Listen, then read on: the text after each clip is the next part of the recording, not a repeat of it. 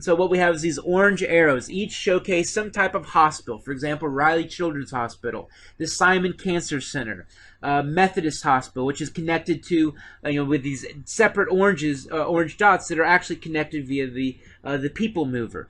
We've got the Veterans Hospital. We've got Eskenazi. So we've got all these, the neuroscience place, Fairbanks, all these various places that all work together for the same idea, the same objective, healthcare.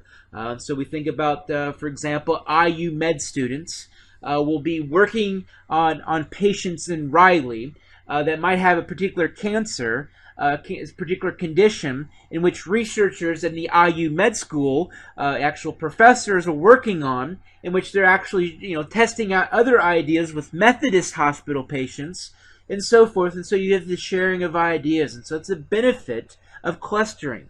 So if all of these different operations were separated all throughout the metropolitan Indianapolis, which would make sense at first, we're all separate, you wouldn't have these interactions. Further, would say all of a sudden, you lose a good surgeon. They go somewhere else. They go to Chicago for a new job. Where are you going to find another new surgeon? Well, you're probably going to find one somewhere else in this particular area.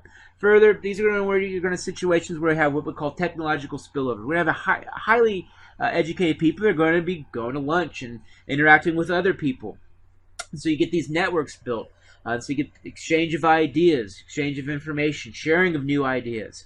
And so essentially this clustering is what I call co-opetition. They're kind of competing against each other. They're hospitals. I mean, they all want your business, but they're all kind of cooperating as well. They're sharing ideas, technologies, products, what have you. Another good example of agglomeration are car dealerships. And so here's US 31 down in Greenwood, Indiana, just south of Indianapolis. And here we see all these cars that are in these various parking lots aren't cars that are business, working, people working or people, going to a Target. These are all cars sitting there waiting for someone to buy them. So why would the car dealerships all cluster together? So if you're going to go buy a car, making $15,000 to $40,000 investment, it's probably something in which you're going to maybe check out a few different options. You're maybe going to check out some Fords, some Chevys, some Hondas, some Mitsubishis, whatever. I mean, you're not just going to say, well, I'm just going to go down, like you would, like maybe a candy bar. This is whatever one I see. You're actually going to take some time. And so what these car dealerships do is they benefit from people shopping. If you're going to be, scoping out Mazdas, you maybe check out some Fords across the street.